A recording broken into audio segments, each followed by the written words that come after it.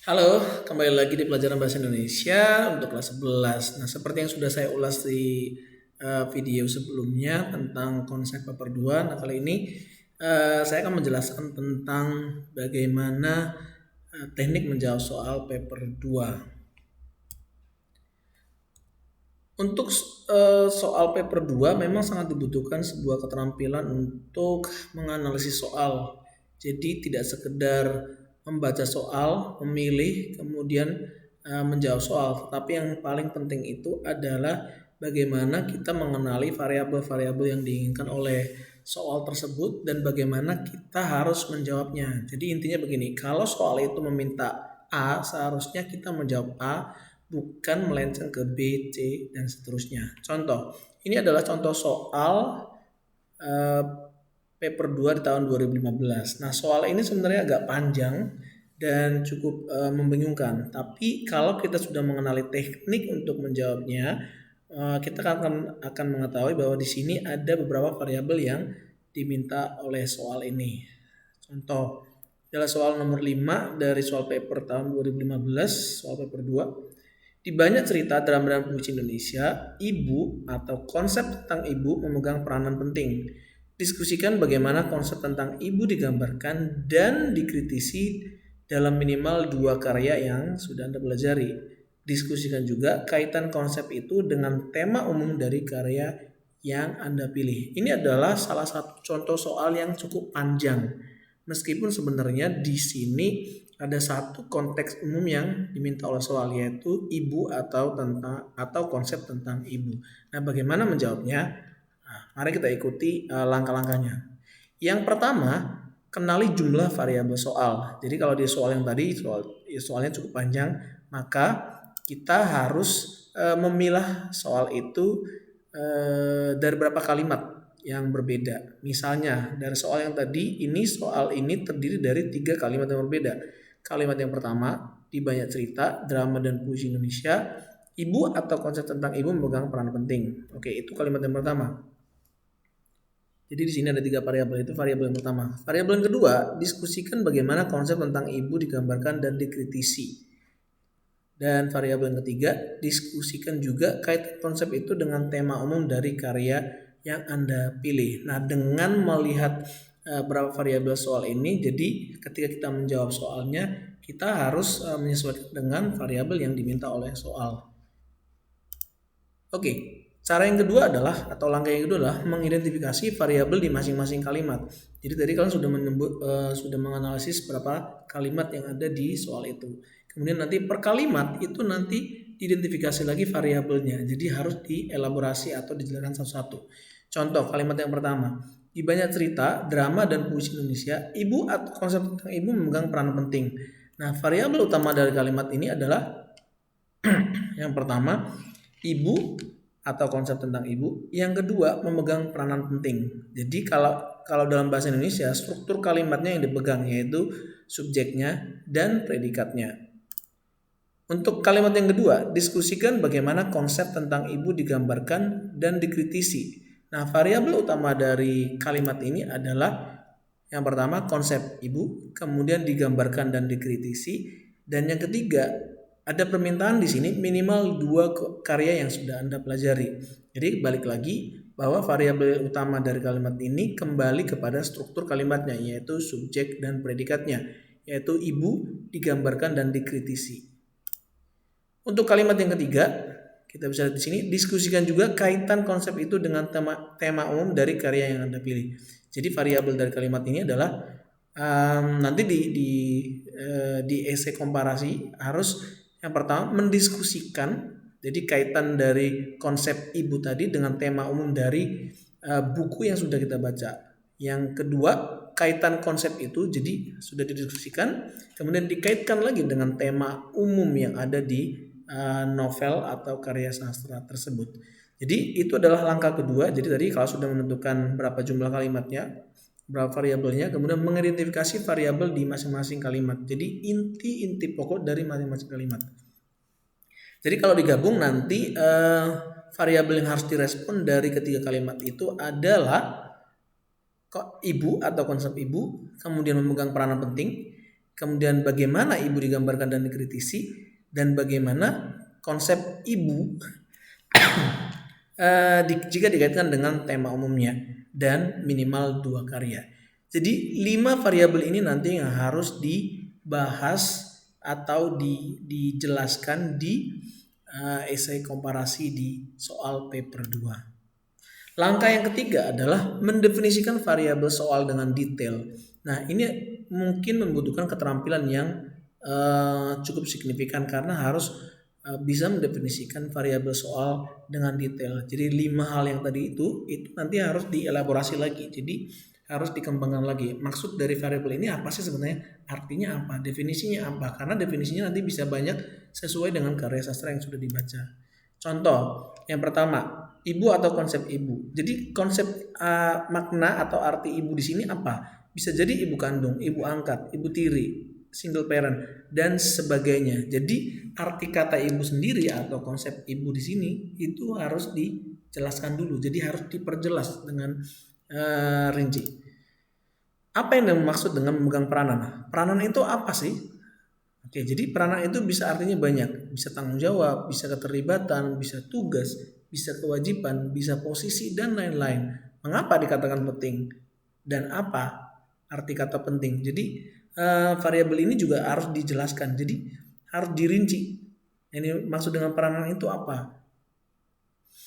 Oke, ibu digambarkan. Nah, kata ibu digambarkan itu bisa jadi artinya itu tentang image, bisa jadi dideskripsikan, bisa jadi tentang karakterisasi atau penokohan, bisa jadi tindakan-tindakannya, atau bisa jadi bagaimana gambar ibu atau konsep ibu itu dibahas atau diwujudkan. Nah, yang kedua, dikritisi. Nah, kata dikritisi di sini artinya apa? Bisa jadi artinya dinilai, dirombak, diubah, dikritik, disindir, direkonstruksi, didekonstruksi. Bisa. Jadi ini yang harus kita cocokkan nanti dengan karya sastra yang kita baca. Oke, berikutnya, diskusikan kaitan ibu dengan tema umum. Arti kata diskusikan di sini bisa jadi artinya bandingkan, kontraskan, sejajarkan, samakan, bedakan, atau analisis. Dan diskusikan kaitannya dengan tema umum. Jadi yang dimaksud dengan tema umum itu apa? Bisa jadi masalah utama, pokok pembicaraannya, pokok persoalannya, ide utamanya, tema mayornya, dan lain-lain. Jadi kata-kata yang atau variabel utama tadi itu harus dijelaskan dulu. Jadi kita pahami dulu, maksudnya adalah tentang ini. Oke, yang langkah keempat adalah menghubungkan definisi variabel dengan konteks karya sastra yang dipelajari. Jadi kalau tadi sudah mengenali variabel kalimatnya, berapa kalimatnya, kemudian variabelnya, kemudian mendefinisikan variabelnya. Sekarang definisi variabel yang tadi sudah ada, yang sudah dijabarkan, itu nanti harus dikaitkan dengan konteks karya sastra yang sudah dipelajari. Jadi pilih salah satu yang paling sesuai dengan konteks karya sastra yang sudah dibaca. Misalnya, jadi ini adalah soalnya tadi. Oke, jadi konsep ibu, kemudian memegang peran penting. Oke, semua ini dibawa dulu, dikritisi, didiskusikan, dan kaitannya. Jadi yang kalimat-kalimat yang ini, rincian-rincian ini nanti harus dikaitkan dengan karya sastra yang sudah dibaca. Oke, jadi ini 1, 2, 3, 4, 5. Nah, ini adalah 5 variabel yang ada di soal paper 2 tersebut. Kemudian nanti harus dipilih nanti yang paling cocok arti dari variabel-variabel itu apa. Contoh, jadi ini adalah karya sastra yang berjudul Calon Arang karya Pramudia waktu itu. Jadi kalau kita coba elaborasikan artinya kan seperti ini. Jadi ibu atau konsep ibu di dalam novel itu apa? Jadi sini ada dua tokoh.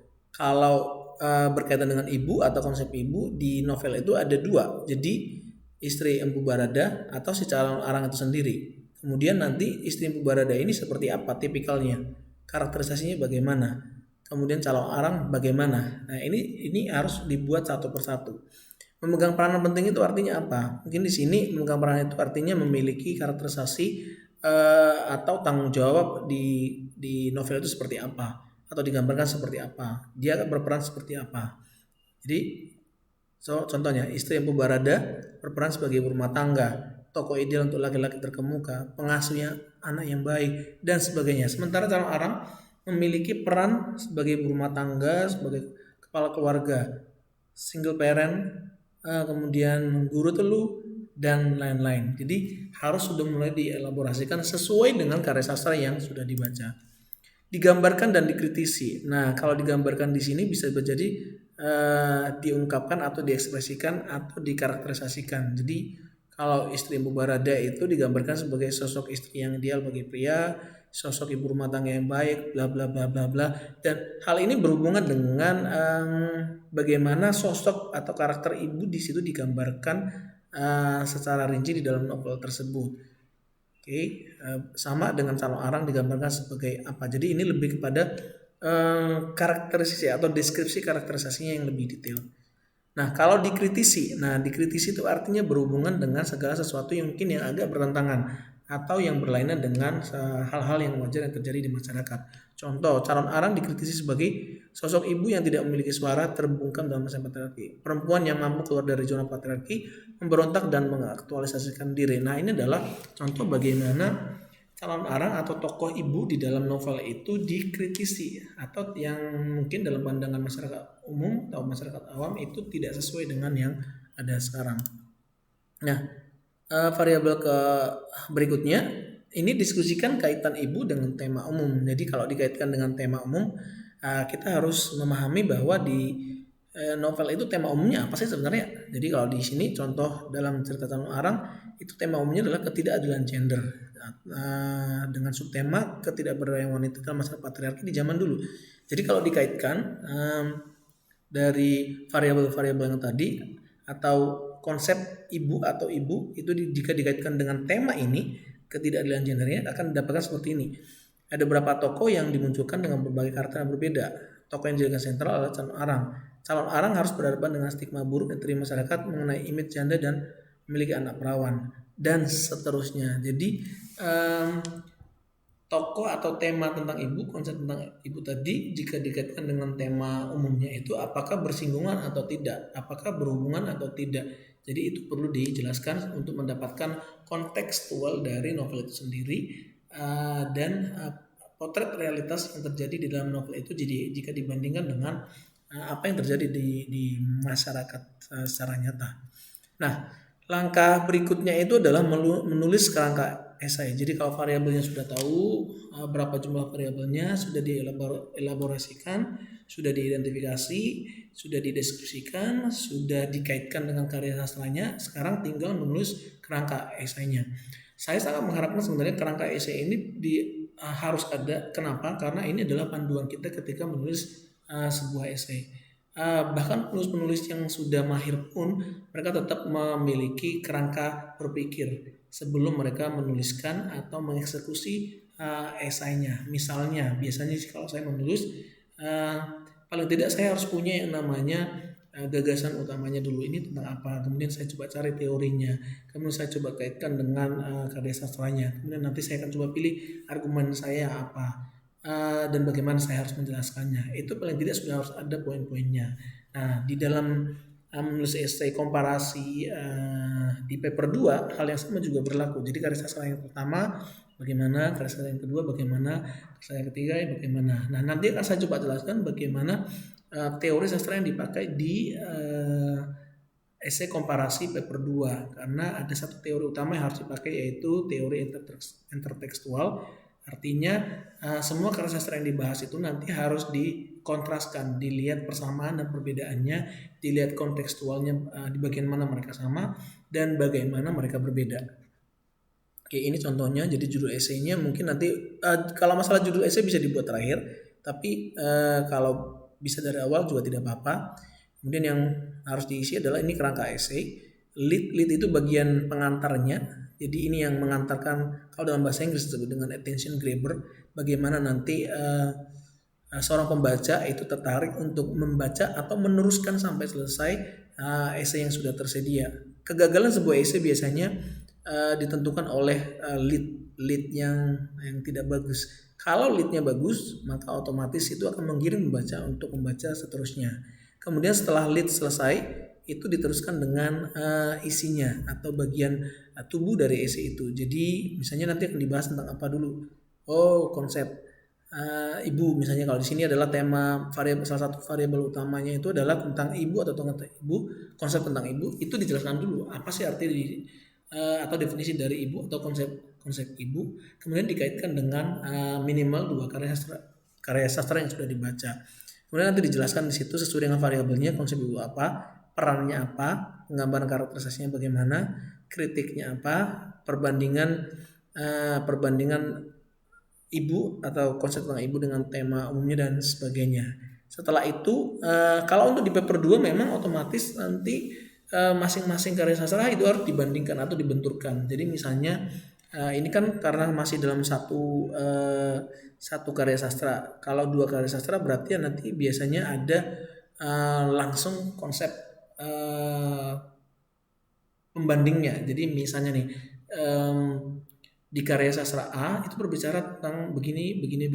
Nah, berbeda halnya dengan di karya sastra B, konsep itu dibahas tidak sama dan memiliki perspektif yang berbeda. Misalnya, jadi ada proses perbandingan. Kalau untuk esai komparasi atau perbandingan biasanya menggunakan beberapa konjungsi seperti berbeda halnya, berlainan dengan itu, atau bertentangan dengan itu. Jadi beberapa hal-hal yang kalau itu berbicara tentang perbedaan bisa menggunakan kalimat-kalimat yang menyatakan pertentangan. Tapi kalau untuk menyatakan persamaan biasanya ditulis dengan kesamaan karya sastra A dengan B adalah, atau persamaan itu dapat ditemukan di karya sastra A dan B dan seterusnya. Jadi hal-hal yang merujuk pada persamaan biasanya digunakan dengan menggunakan kata sama dengan atau bersamaan dengan dan seterusnya. Oke, nah mudah-mudahan kalian mengerti penjelasan saya mengenai bagaimana teknik menjawab soal paper 2. Nah, kesuksesan atau keberhasilan untuk menjawab soal essay paper 2 ditentukan dari bagaimana cara siswa atau cara kita memahami soalnya supaya nanti tahu apa yang harus dijawab dari soal itu. Karena kegagalan di sini, kegagalan memahami soal, maka kegagalan juga di kriteria A dan B. Nah, perlu diketahui seperti yang sudah saya ulas di video sebelumnya, bahwa bobot terbesar itu ada di kriteria A dan B. Sementara kriteria C dan D itu hanya mendapatkan porsi yang sepertiga dari nilai di paper 2, yaitu sebanyak 30/30. Jadi kemampuan untuk memahami soal itu sangat dibutuhkan karena akan berhubungan dengan, kalau di kriteria A itu berbicara tentang understanding, berarti sampai seberapa banyak pemahaman siswa tentang novel-novel atau karya sastra yang sudah dibaca dan bagaimana dia memberikan argumentasi atau interpretasinya terhadap soal itu tadi, dan bagaimana di kriteria B bagaimana dia menganalisis dan mengevaluasinya. Menganalisis itu artinya mencoba melihat dari segala perspektif, kemudian mengevaluasi bagaimana persamaan dan perbedaannya, bagaimana persamaan perbedaan kontekstualnya, dan bagaimana efeknya kepada pembaca dan seterusnya. Jadi saya harap nanti untuk di mengerjakan soal paper 2 itu jangan terburu-buru dulu, pastikan Anda memahami soalnya, dan yang jauh lebih penting itu adalah memahami karya sastra yang sudah dibaca. Artinya karya sastra yang sudah dibaca itu jangan tidak berimbang. Misalnya seperti ini, kecenderungan siswa itu melakukan karya sastra yang terakhir dibaca adalah karya sastra X misalnya, kecenderungan pembahasan itu lebih banyak di karya sastra X. Sementara yang lainnya itu hanya dibahas secara sepintas sehingga tidak ada perimbangan dari perbandingan antara karya sastra A, B, dan C. Oke, untuk penugasan berikutnya saya akan melampirkan 2 buah esai komparasi dari kakak kelas kalian yang sebelumnya. Yang pertama itu ditulis oleh Monica Rumui dengan judul Kenyataan Hierarki Sosial dalam Karya Sastra, dan yang kedua ditulis oleh Renata dengan judul esai komparasinya Analisis Periode Masa Novel Gadis Pantai dan Sense and Sensibility. Nah, di masing-masing lembar kerja nanti sudah saya siapkan juga rubrik untuk masing-masing esai. Nah, tugas kalian adalah membaca kedua esai tersebut, kemudian menilai dan mengomentari kedua esai tersebut dari segi penulisannya. Misalnya bagaimana teknik yang dipakai oleh Monica dengan teknik yang dipakai oleh Renata. Atau menurut kalian komentarnya bisa beragam. Misalnya kalian lihat dari gaya bahasanya, dari cara penuturannya, dari cara menjelaskannya, atau dari cara membandingkan karya sastra yang sudah dibaca, dan manakah yang menurut kalian jauh lebih efektif atau lebih bagus nilainya. Nanti kalian tuliskan nilainya berapa di situ, kemudian kalian komentari, kemudian laporannya dituliskan di letter portfolio. Dan ini adalah pekerjaan individu dan harus dikerjakan semaksimal dan seefektif mungkin. Nah, di pertemuan berikutnya kita akan bahas salah satu esai yang sudah pernah ditulis di koran. Mungkin nanti saya akan coba lampirkan supaya nanti kalian juga bisa pelajari bahwa ini adalah esai yang bagus. Demikian dulu pembahasan mengenai teknik menjawab soal paper 2. Kalau ada pertanyaan silakan teks saya atau mengisi komentar atau memberi komentar di manusback di bagian letter portfolio, sehingga nanti saya bisa berikan umpan balik. Oke, terima kasih.